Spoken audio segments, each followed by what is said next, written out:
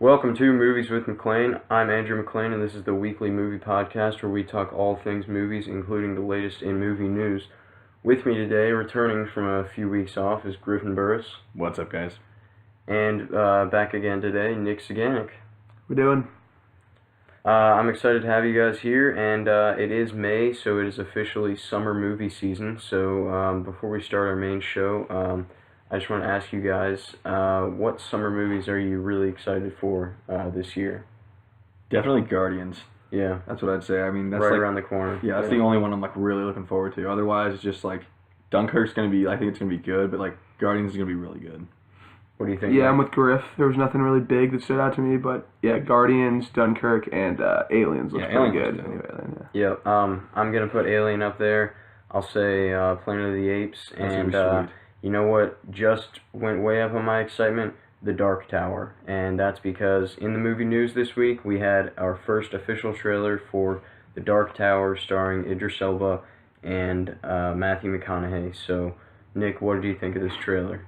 I thought it looked good. I'd never heard of the Stephen King book, but it looked kind of interesting, and it was good to see what's his face, Matthew McConaughey is like the bad guy. Yeah, I thought that was kind of interesting. I don't know. Stephen King movies are always really cool. Like most of them are always just kind of like strange because he's such a weird writer. Mm-hmm. But like, I think it looks really interesting. Like it looked pretty good, but I don't know if like McConaughey would be a good villain. I don't know how I feel about that. They didn't show a lot of him in the trailer. I don't know if it would be like cheesy or not, because I feel like I can't see him being like a villain like that. Yeah, I kind of get what you're saying. But McConaughey's been just like on such a good streak. Yeah. I can't see him. He's a good actor, so like it should be good. And I mean, I just thought this trailer was incredible. I don't know a whole lot about the Stephen King books, but I know there's like 8 of them, and they're all really long. And it seemed like from the trailer they put like a lot into this movie. Like it seems like it's gonna have to be a pretty long movie. Yeah. So that's gonna be exciting. And I don't know how many of the books this covers, but if it's only like the first couple books, then they could make this into like the next big fantasy epic franchise. So that'd be pretty awesome. And I just think it's really cool how they have like the story going on in our dimension, and then the story going on in the dimension of the Dark Tower. He's dreaming it. That's sweet. Yeah, and then it looks like the story's going to go back and forth, and Idris Elba just looks like such a badass. With some of the ways that he was taking guys out. It's like nothing I've seen, so I can't wait for this movie. And I mean, I just have faith in the cast, and the scenes were sweet. Yeah, like when he shot the bullet. Yeah, when he was like reloading the bullet, he was like flicking them in there. And then when the glass like fell on Matthew McConaughey and he like stopped it, I feel like there's gonna be a lot of cool like when he loads those chambers. That's another that's what I'm saying. That looks sweet. Yeah, well, I can't wait to see that movie. That's actually the only movie news story we have today. We are gonna get into the Netflix rundown where we tell you guys, the audience, what movies are coming out on Netflix this month. So we had May 1st, Forrest Gump is back on Netflix, but we're going to talk about that one later, so we'll move that down the line. Inglourious Basterds coming back to Netflix May 22nd. And I know we're all big fans of that, so glad to see that back on there. And we're going to spend a decent amount of time here talking about a new Netflix original movie, War Machine. So this movie stars Brad Pitt as a real-life American general in the Afghanistan war, and it's sort of about controversy that surrounded this guy because he was maybe trying to win the war instead of just following orders, and it seems like they're going to take sort of a satirical take on this, so there might be some comedy. What do you guys think of War Machine? Are you looking forward to it?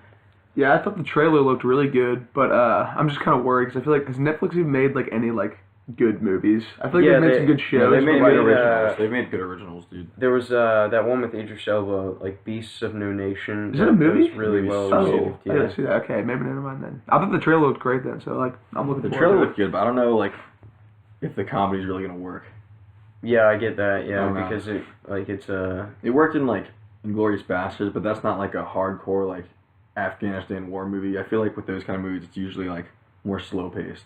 Yeah, well, it worked in like War Dogs. But then this is like also it's like different. It's more this is a hero, and those guys were kind of like thugs and just kind of in it for the money. But this is like the fourth time I think we've seen Brad Pitt play like a military leader, like we have in Inglourious Basterds and That's the best. Fury and Yeah. World War Z. He even was in the military, so I mean, I guess it works for him. So I'm looking forward to watching this one.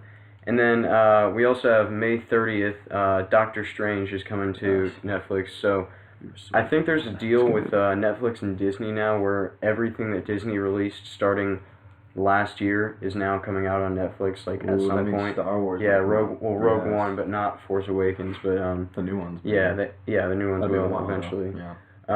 But yeah, they already had Civil War and I think like Jungle Book and those. The Avengers. Well, not. It's just starting with 2016, okay, yeah. but yeah, like Jungle Book and gotcha. Zootopia were on there, so it's good to see that on there because I still have only seen it once in theaters. I know you were a big fan of that. So our main topic today is Tom Hanks. He's in the film The Circle. It's not getting good reception, Not at all.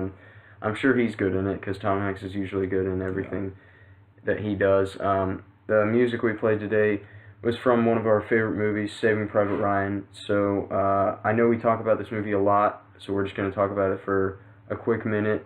Saving Private Ryan, my favorite Tom Hanks movie. I'm just going to talk quickly about his role in the movie. He's the one who really holds the unit together when they're struggling with their mission of like eight or nine guys going to save just one guy, and why are we on this? Why are we given this mission? He's the one who holds it together, and I think only Tom Hanks has the ability to play that guy. But Nick, you actually just watched it, so Yeah, I'll talk about it. I just saw it for the first time like 2 days ago, and I mean, I thought it was easily the best war movie I've ever seen. I really didn't think like Tom Hanks stood out that much in the movie. I just thought the movie was like really good, and all the acting was really good. And the I scenes thought were he good. did. Really? Yes. I mean, I thought he was. I mean, he was great. I thought everybody in the movie was pretty. Yeah, like they everyone were in the movie solid. was Like really it good. was just a great movie. But It's hands down the best war movie. yeah, I think so too. It's like it's pretty much all the best war movies kind of put into one and like portrayed like really like nicely. Yeah. And it hasn't, Just gonna like, like that as with far as the actual war scenes, nothing has come No, close. Not even close. Plus, I love like World War II movies. And I love how it just like puts you in that like the storming the beach in Normandy right when it Oh, starts. that I mean, was- it's just that like was that just gets crazy. you dragged in like right away. You're just like Yep. this is insane. Alright, well, we talk about that movie too much, so we're going to move on to another movie that we also talk about too much, but we're only going to talk about this one for about a minute, too. Griffin, it's your favorite movie, so Alright, give us your quick minute on Forrest Gump. You know what? He's an amazing actor. I've said this multiple times. That movie is like hands down the greatest movie of all time. That role is just insane. Like I don't think I've ever seen a movie that like captures a role like that, and it's just amazing. That's all I'm gonna say. Yeah, if you I haven't think it's a watched great it, movie then also. you're an idiot. Yeah, I don't know what you're And doing. I think, like, most people think Tom Hanks, the first thing they think of is probably Forrest Forrest Gump. Gump, yeah. So it's not my favorite one we're talking about today, but he is incredible in the movie. So that's all we have on that. And now we're going to move into some movies that we don't talk about as much, because Tom Hanks is in a wide variety of different films. He has a wide range of acting. So first one, other than those two, I'm going to talk about Road to Perdition. So I believe you guys have not seen this I one. have not. I've seen the trailer for it. Okay. It's a very good film, and Griffin, I think you would really enjoy it. Mhm. He plays against type as a hitman, so he's still like the protagonist, but like he's got a dark side. Yeah.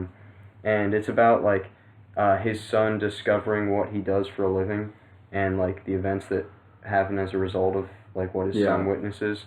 And the storytelling is done really well because it's like a lot of what we see is from the perspective of his son. Mm-hmm.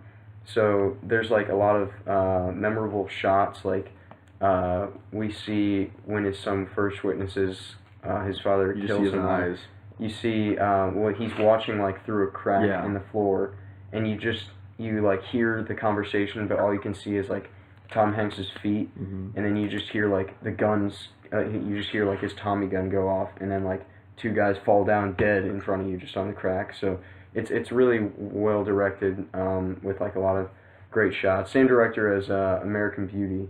Yeah, I saw that. Yeah. That's a great movie. When did this movie come out? It was 2002. I've never even heard I've never of it. heard Yeah, of it. I've never where you heard brought it of up, it. I never It's heard of it. It's I mean, you should definitely check it out. It won an award for best cinematography, I think. I think so. Yeah, it got a lot of Oscar nominations. Paul Newman got nominated for best supporting actor and best score nomination.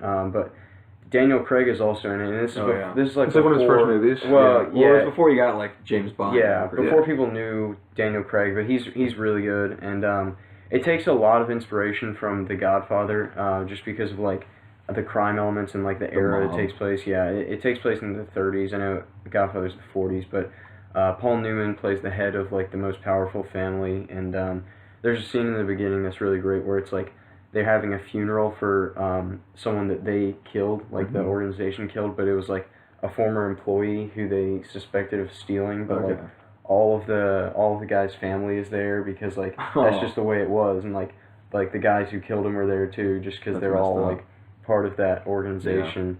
And I don't want to get into anything too specific, so not to spoil it for you guys, but like Paul Newman, he's put in a difficult situation because of like his son comes into conflict with Tom Hanks, and Tom Hanks he sort of views as a son.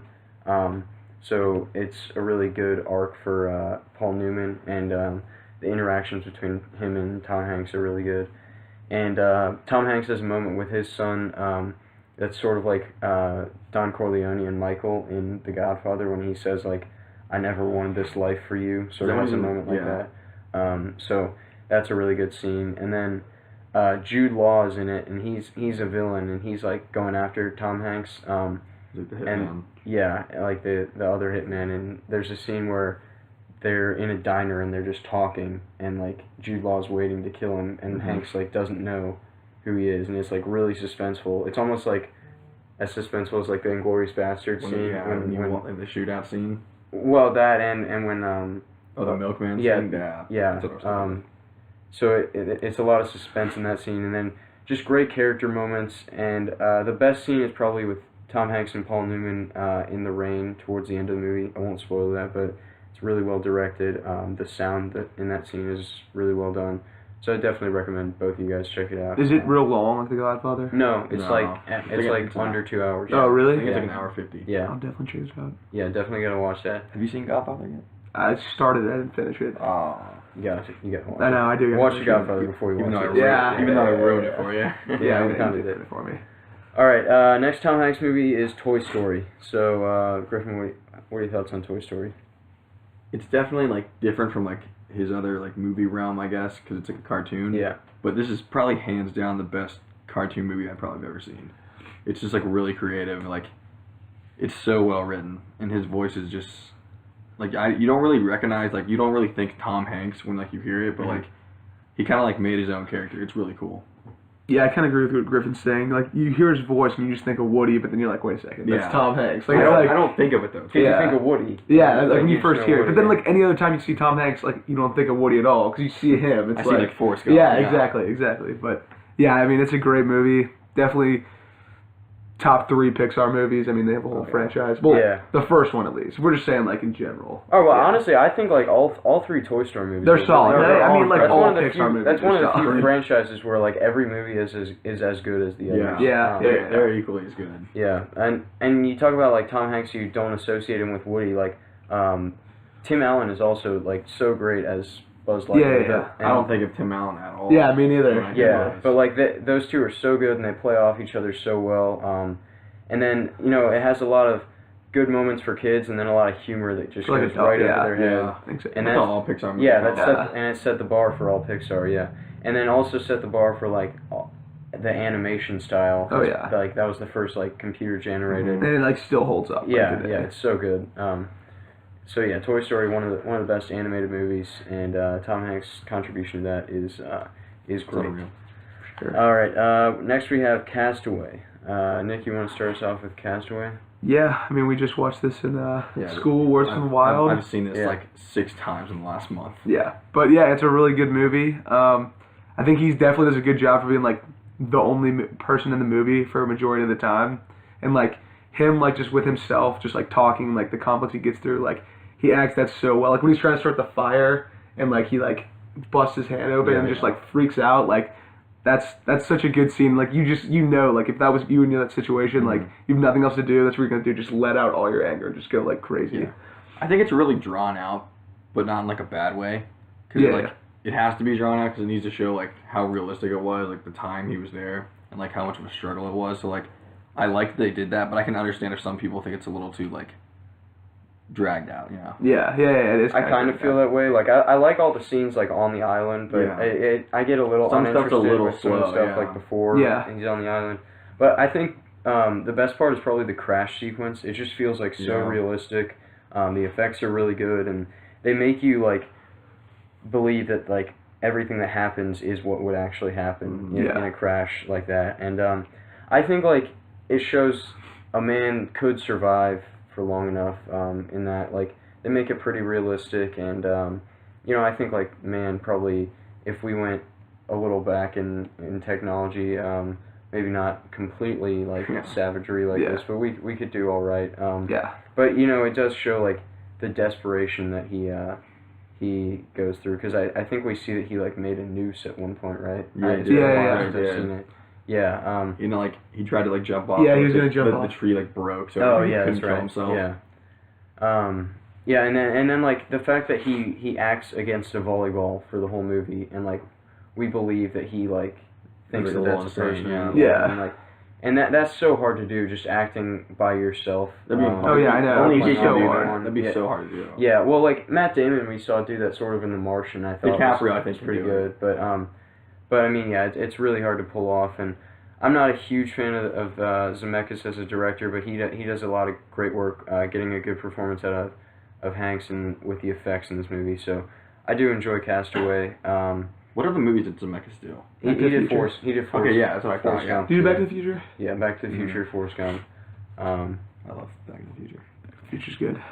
Yeah, so you're probably a big Zemeckis guy. Yeah. All right. You guys have a whole lot else on Castaway, or we're ready to move on? That's all I got.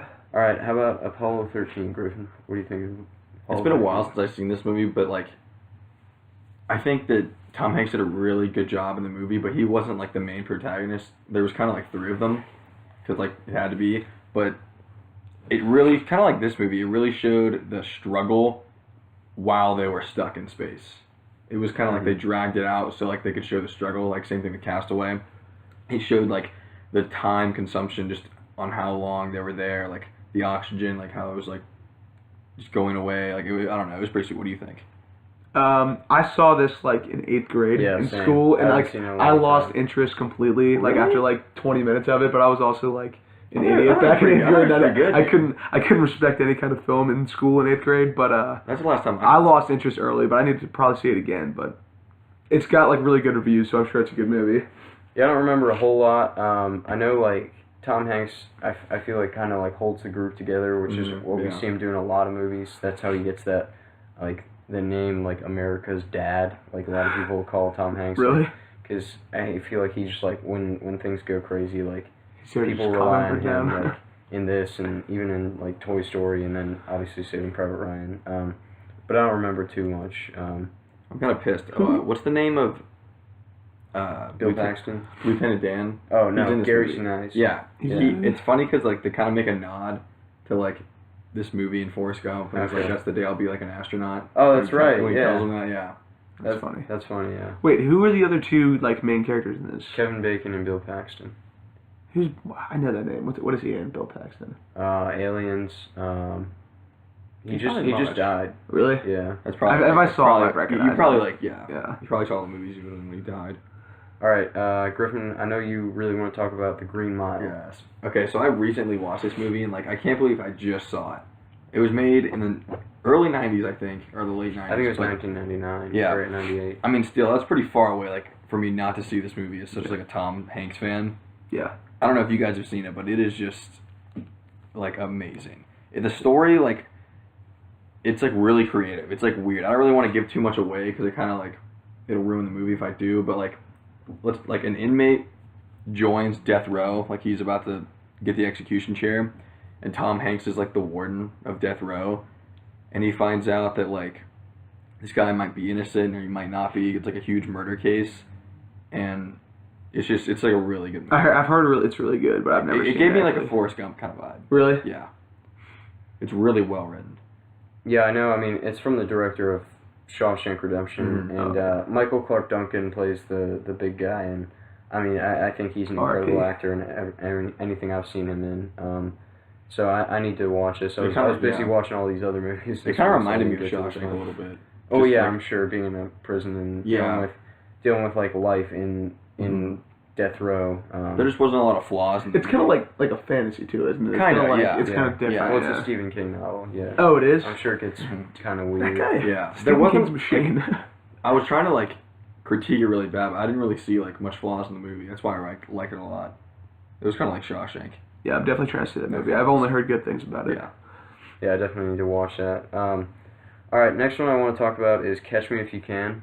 So this is obviously Leo's the star of this, but Yeah. Tom Hanks steps aside, gives Leo the spotlight, but he's still great every time he's on screen.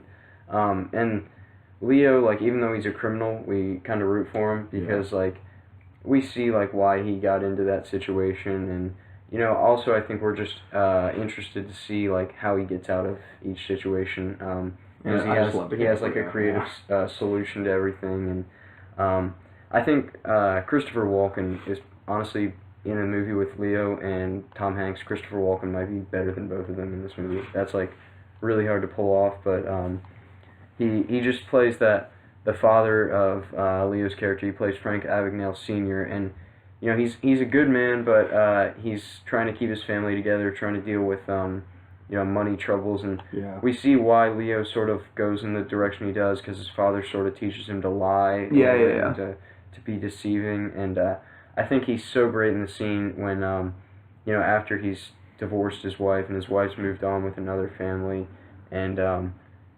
Leo comes to him and he's just like wants to know what Leo's been up to, like wants to know you know, what are you going out to party tonight or something, and Leo's like, you know, I might try to settle down because I found a girl that I really like, and he's like, what do you mean settle down? You can't stop now. You got to keep going, because like for him that was the only thing he was holding on to. And then he lost to know that his son was out there doing this crazy stuff, and I think that was such a great scene.